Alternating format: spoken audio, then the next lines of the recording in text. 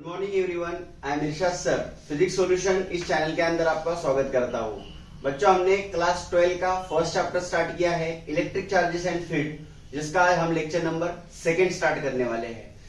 तो उसमें हम स्टार्ट कर रहे हैं मेथड ऑफ चार्जिंग। कल हमने चार्ज के बारे में पढ़ा था, अब हम आज पढ़ने वाले हैं मेथड ऑफ चार्जिंग क्या होता है। तो मेथड ऑफ चार्जिंग में हम पहले पढ़ेंगे चार्जिंग बाय रबिंग। पहला क्या पढ़ेंगे हम? Charging by rubbing. Charging by rubbing में क्या होता है, जैसे कि मान लो आपके पास कोई सिल्क का क्लॉथ वगैरह दिया है, आपके पास सिल्क का क्लॉथ दिया है, ओके, और आपके पास एक ग्लास रॉड दिया है, ओके। तो ऐसे दो ऑब्जेक्ट्स ले लिया आपने। अब चार्जिंग बाय रबिंग में क्या करने वाले हम, एक ग्लास रॉड और एक सिल्क का क्लॉथ जो है उसको एक दूसरे के साथ हम रब करने वाले हैं, उसको घिसने वाले हैं हम।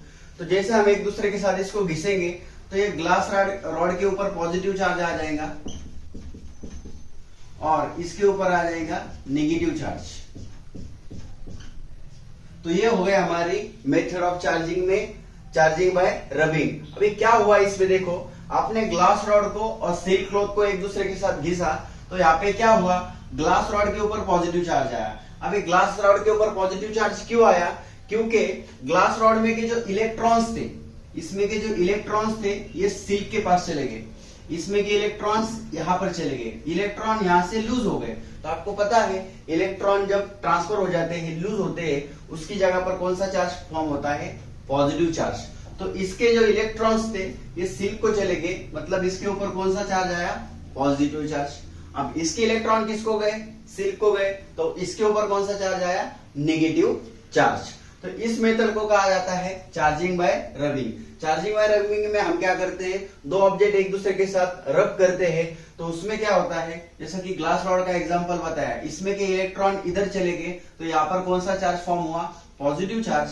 और वो जो इलेक्ट्रॉन है वो इधर आए, उसको हम बोलेंगे नेगेटिव चार्ज। तो इस प्रकार हमने देखा चार्जिंग बाय रबिंग। तो यहाँ पर क्या हो रहा है, चार्ज क्या हो रहा है? ट्रांसफर हो रहा है, और बॉडी क्या हो रही है? चार्ज हो रही है, ठीक है। जैसे कि ये पॉजिटिव चार्ज बॉडी है और ये क्या है?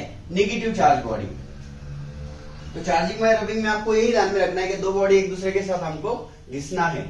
दूसरा होता है charging by conduction. Charging by conduction. अब चार्जिंग बाय कंडक्शन में क्या होता है, देखो, एक बॉडी होती है आपकी, वो चार्ज होती है। अब ये मान लो मेरे पास निगेटिवली चार्ज बॉडी है। कौन सी चार्ज बॉडी है? Negatively charge body. और इसके पास मैंने और एक बॉडी ली। अब ये मेरी न्यूट्रल बॉडी है। ये कौन सी बॉडी है?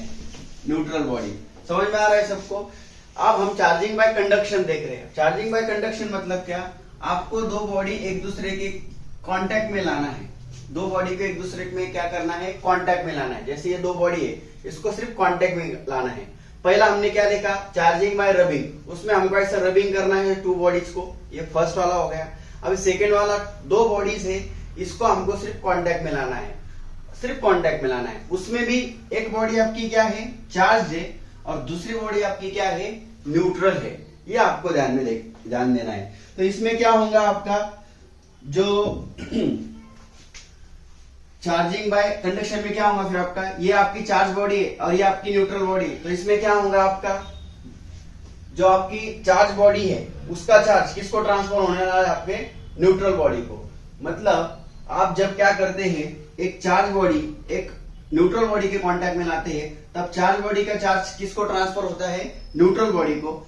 तो वो दोनों भी बॉडी में बाद में चार्ज कैसा आ जाता है? इक्वल अमाउंट में आता है। कैसा आता है? इक्वल अमाउंट में। मतलब कुछ देर के बाद ऐसा हो जाएगा,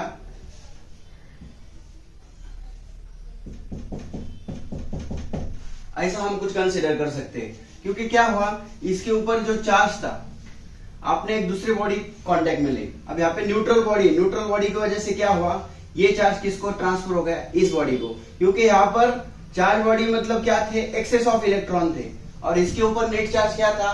0 था। तो जैसे ही दो बॉडी कांटेक्ट में आए, ये चार्ज किसको ट्रांसफर हो गया? दूसरे बॉडी को। अभी दोनों भी बॉडी के ऊपर चार्ज कैसा है? सेम चार्ज है। कैसा चार्ज है?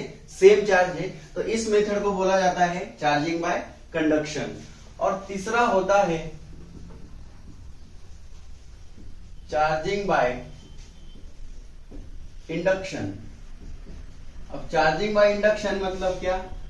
Non contact.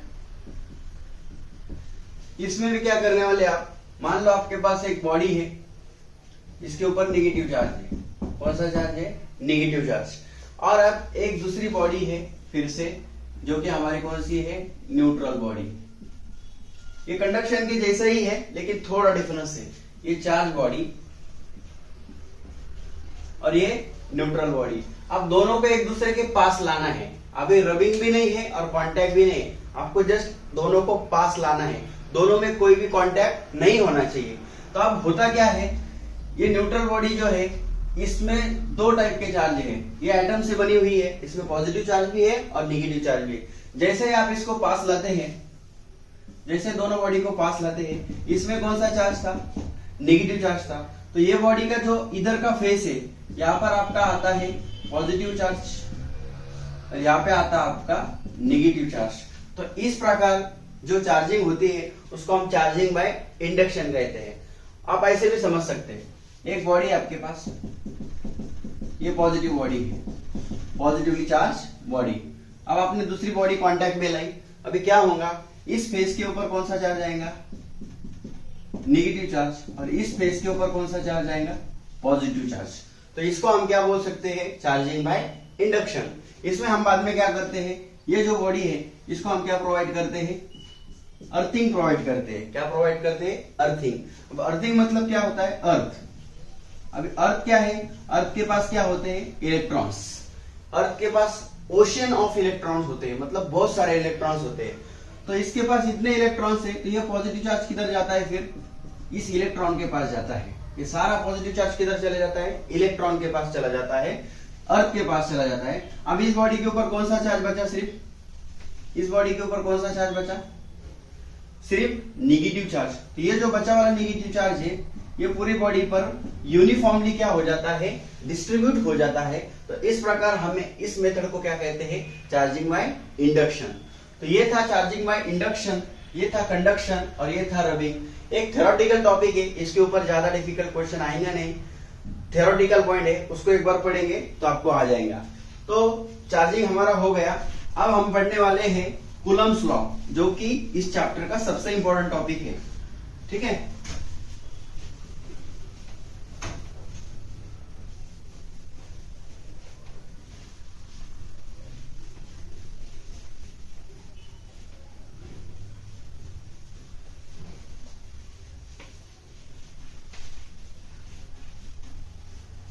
ठीक है। तो अब हम पढ़ने वाले हैं कूलम्स लॉ। अब कूलम्स लॉ क्या है? देखो, बहुत अच्छे से ध्यान देना है आपको। ओके, कूलम्स लॉ में क्या है? हम दो चार्ज कंसीडर करेंगे। कितने चार्ज कंसीडर करेंगे? 2 चार्जेस। और इसमें का सेंटर टू सेंटर डिस्टेंस लेंगे हम r। इस चार्ज को मैं बोलूंगा Q1, इस चार्ज को बोलूंगा मैं Q2। अब कूलम नाम के साइंटिस्ट क्या कहते हैं हमें? देखो, when two charges separated by distance, when two charges separated by distance, then force of attraction or repulsion। तो यहां तक हमें क्या समझ में आता है? हमने दो चार्ज को क्या किया? कुछ तो भी डिस्टेंस पे सेपरेट किया। दो चार्जेस हमने कंसीडर किया, एक Q1 और एक Q2। दो चार्ज को अगर कुछ तो भी डिस्टेंस पे आप रखते हैं तो इन दो चार्ज के बीच में क्या होता है? फोर्स ऑफ अट्रैक्शन होता है या फिर फोर्स ऑफ रिपल्शन होता है। अभी ये आप मुझे बताओ, अट्रैक्शन होगा कि रिपल्शन होगा? तो फर्स्ट लेक्चर में मैंने आपको बताया था, लाइक चार्जेस रहेंगे तो रिपल्शन होगा, अनलाइक चार्जेस होंगे तो अट्रैक्शन होगा। तो वो तो डिपेंड करेगा चार्ज के ऊपर, लेकिन इतना पक्का है वो अट्रैक्शन भी हो सकता है या फिर रिपल्शन भी हो सकता है। तो कूलम क्या कहते हैं? दो चार्जेस अगर कुछ डिस्टेंस पे आप लेते हो तो उनके बीच में क्या लगता है, फोर्स लगता है, और वो जो फोर्स है, फोर्स ऑफ अट्रैक्शन और repulsion is directly proportional to product of their charges and inversely proportional square of distance between them। क्या होता है देखो, स्टेटमेंट मैंने आपको लिख के दिया, आप हम इसको समझते हैं।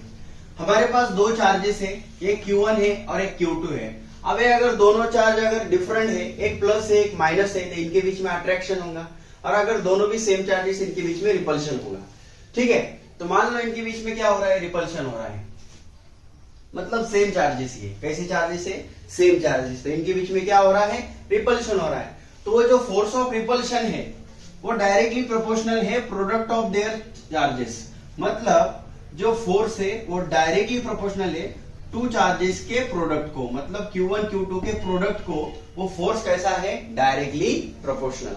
इसका मतलब ये है दोनों चार्जेस का जो प्रोडक्ट है जैसा बढ़ेगा वैसा फोर्स कैसा रहेगा, आपका बढ़ेगा। इसको हम बोलते हैं डायरेक्टली प्रोपोर्शनल। मतलब मान लो दोनों चार्ज एक कूलम का एक 2 कूलम का है, तो मल्टीप्लिकेशन कितना आएगा, 2 कूलम। एक 2 कूलम का एक 4 कूलम का है तो कितना आएगा, 8। एक 9 है एक 5 है तो कितना आएगा, 45। तो जैसा चार्ज बढ़ रहा है उनका प्रोडक्ट भी क्या हो रहा, बढ़ रहा। प्रोडक्ट बढ़ रहा मतलब क्या बढ़ रहा है, फोर्स बढ़ रहा है। तो ये बात तो हमें भी समझ में आती है, जितना चार्ज छोटा रहेगा उसमें फोर्स कम लगेगा, जितना चार्ज बड़ा रहेगा उसमें फोर्स ज्यादा लगेगा। ये हमें कूलम्स ने बताया। क्या बताया कि चार्जेस अगर बड़े हैं तो फोर्स भी बड़ा लगेगा, और चार्जेस अगर छोटे हैं तो फोर्स छोटा लगेगा। दूसरा स्टेटमेंट क्या है, इनवर्सली प्रोपोर्शनल। ये जो फोर्स है ये इनवर्सली प्रोपोर्शनल है। इनवर्सली किसको है प्रोपोर्शनल, स्क्वायर लेना है किसका, उन दोनों के बीच में का डिस्टेंस का। तो उन दोनों के बीच में का डिस्टेंस कौन है, r, उसका क्या लेना है, स्क्वायर। उसको फोर्स कैसा है, इनवर्सली प्रोपोर्शनल। इसका मतलब क्या है, क्या दो चार्जेस के बीच में अगर डिस्टेंस कम है तो फोर्स कैसा लगेगा, ज्यादा लगेगा, और अगर डिस्टेंस ज्यादा है तो फोर्स कैसा लगेगा, कम लगेगा। ये चीज आपको ध्यान में देनी है। तो इसको अगर एक साथ लिखेंगे तो कैसे लिखेंगे, ऐसा लिखेंगे। तो फिर मुझे बताओ प्रोपोर्शनलिटी के जगह पे हम क्या यूज करेंगे, कांस्टेंट। तो हमारा F इक्वल टू आ गया K Q1 Q2 upon R square. तो कूलम लॉ के हिसाब से दो चार्जेस अगर आप कंसीडर करते हैं तो उनके बीच में लगता है फोर्स ऑफ अट्रैक्शन या फिर फोर्स ऑफ रिपल्शन। उस फोर्स को हम इलेक्ट्रोस्टैटिक फोर्स कहते हैं। कौन सा फोर्स कहते हैं, इलेक्ट्रोस्टैटिक फोर्स। अब ये K की एक वैल्यू होती है जो होती है 1/4 पाई एप्सिलॉन नॉट। ये K हमारा कांस्टेंट है, इसकी वैल्यू आपको याद करनी है 1/4 पाई एप्सिलॉन नॉट। तो F इक्वल टू हमारा आ जाएगा, K की वैल्यू क्या है 1/4 pi epsilon not Q1 Q2, okay, और नीचे R का स्क्वायर। तो ये हो गया हमारा फोर्स बिटवीन टू चार्जेस। अगर दो चार्जेस आप कुछ डिस्टेंस पर कंसीडर करते हैं तो उनके बीच में फोर्स कितना लगता है, 1/4 pi epsilon not Q1 Q2 upon R square. Okay, अब दूसरी चीज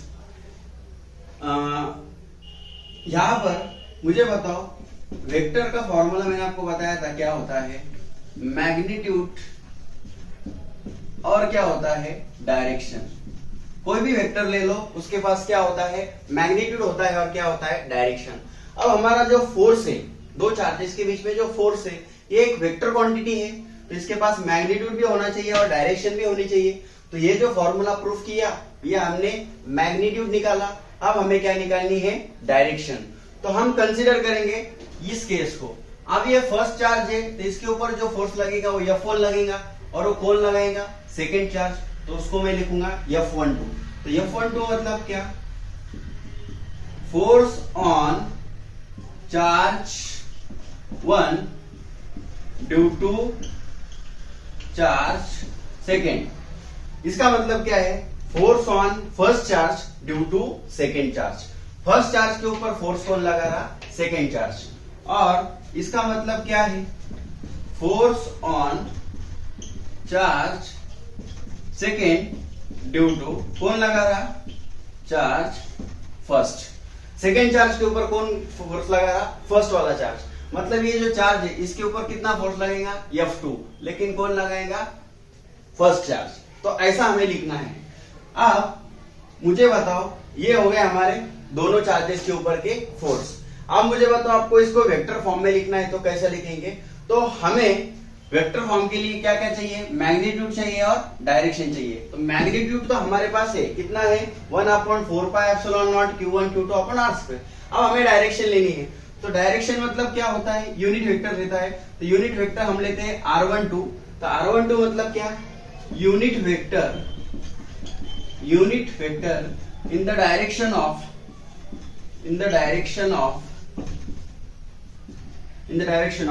Q2 टू Q1। तो R12 के आपको क्या लेना है, बोलिए। R12 के आपको क्या लेना है, unit vector in the direction from Q1 to Q2। R12 को क्या लेना है, R12 लेना है आपका unit vector in the direction from Q1 से लेके Q2। तो आपका R12 ये यूनिट वेक्टर है किसके डायरेक्शन में, Q1 से लेके Q2। मतलब आपको कहा जाना है Q1 से लेके Q2। सिमिलरली R21 क्या आएगा, unit vector in the direction from Q2 to Q1। क्या आएगा, Q2 टू Q1। तो अब हमें इसे कैसे लिखेंगे, देखिए बहुत ही आसान है। अब हमें फर्स्ट चार्ज के ऊपर अगर फोर्स लिखना है तो फर्स्ट चार्ज के ऊपर फोर्स कितना लग रहा है, F12। तो उसका वेक्टर फॉर्म अगर हम लिखेंगे तो उसका मैग्नीट्यूड कितना है, 1/4 pi epsilon not Q1 Q2 upon r²। और F12 के लिए डायरेक्शन कौन आएंगी, R12 क्या। तो ये हो गया मेरा वेक्टर फॉर्म, ठीक है। अब F21 के लिए कैसे आएगा, मैग्नीट्यूड क्या है, ये हो गया आपका मैग्नीट्यूड। और डायरेक्शन क्या आएगी, R21 क्या। तो ये हो गया आपका कूलम्ब्स लॉ में हमने जो फोर्स निकाला, ये हो गया उसका वेक्टर फॉर्म। तो ज्यादा कुछ टेंशन लेने की जरूरत नहीं है। कूलम्ब्स लॉ बहुत ही आसान है, इसमें कुछ आपको ज्यादा डिफिकल्ट करने की जरूरत नहीं है। आपको ये दो फॉर्मूले जरूरी है बस, ठीक है, ये मैग्नीट्यूड वाला और ये वेक्टर फॉर्म वाला। बाकी इसमें कुछ कैरेक्टरिस्टिक होते हैं, ये आपको ध्यान देना है। जैसे कि मैंने आपको बताया, फर्स्ट कैरेक्टरिस्टिक क्या है, दोनों के ऊपर फोर्स लग रहे हैं। तो एक के ऊपर लग रहा है F12 और एक के ऊपर लग रहा है F21। तो ध्यान में रखना है, ये दोनों फोर्सेस का जो मैग्नीट्यूड होता है ये सेम होता है। इस चार्ज के ऊपर जितना फोर्स लग रहा है इस चार्ज के ऊपर ही उतना ही फोर्स लगता है। दोनों फोर्स मैग्नीट्यूड वाइज कैसे होते हैं, सेम होते हैं, बट डायरेक्शन वाइज कैसे होते हैं, अपोजिट। डायरेक्शन वाइज अपोजिट क्यों, ये इधर लग रहा है, ये इधर लग रहा है। आप अगर पॉजिटिव नेगेटिव चार्ज भी कंसिडर कर लेंगे तो ये इधर लगाएगा तो ये इधर लगाएगा। तो हमेशा ध्यान में रखने का, वो जो फोर्सेस है मैग्नीट्यूड वाइज इक्वल होते हैं, डायरेक्शन वाइज क्या होते हैं, अपोजिट होते हैं। दूसरी चीज, इसे हम एक्शन रिएक्शन फोर्स भी बोल सकते हैं। कौन सी फोर्स बोल सकते हैं, एक्शन रिएक्शन फोर्स। क्योंकि मान लो Q2 ने इसके ऊपर एक फोर्स लगाया, वो हो गया एक्शन फोर्स। तो Q1 ने जो Q2 के ऊपर लगाया वो हो गया reaction force.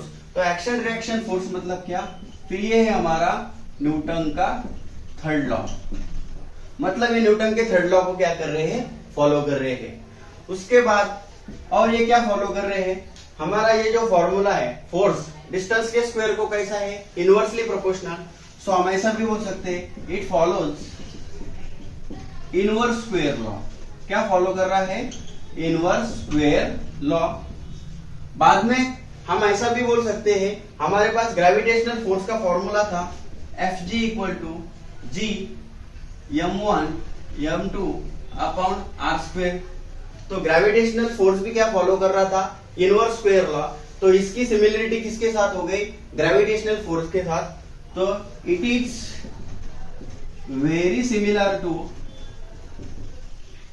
Gravitational force, it is very similar to gravitational force. Very similar कहा है मैंने, वेरी सिमिलर है लेकिन पूरा सिमिलर नहीं है, क्योंकि ये भी इनवर्स स्क्वायर लॉ फॉलो कर रहा है, ये भी इनवर्स स्क्वायर लॉ फॉलो कर रहा है, यहां तक तो ठीक है। बट अब हम देखेंगे तो जो इलेक्ट्रोस्टैटिक्स फोर्स है, इलेक्ट्रोस्टैटिक्स फोर्स में चार्जेस के ऊपर हमने बताया आपको अट्रैक्शन भी हो सकता है, रिपल्शन भी हो सकता है, बट ग्रेविटेशन में सिर्फ क्या होता है, अट्रैक्शन होता है। ये थोड़ी सी चीजें आपको ध्यान में रखनी है। और अब इसके बारे में क्या कह सकते हैं, हाँ, जो इलेक्ट्रोस्टैटिक्स फोर्स है और जो ग्रेविटेशनल फोर्स है, दोनों में कौन बड़ा है और कौन छोटा है, ये हमें निकालना है।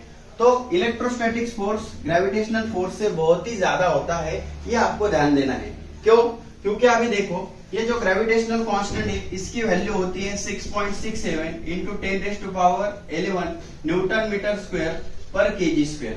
और ये हमारा कूलम कांस्टेंट जो है इसकी वैल्यू होती है 9 इंटू 10⁻9। इसकी वैल्यू क्या होती है, 9 इंटू 10⁻9।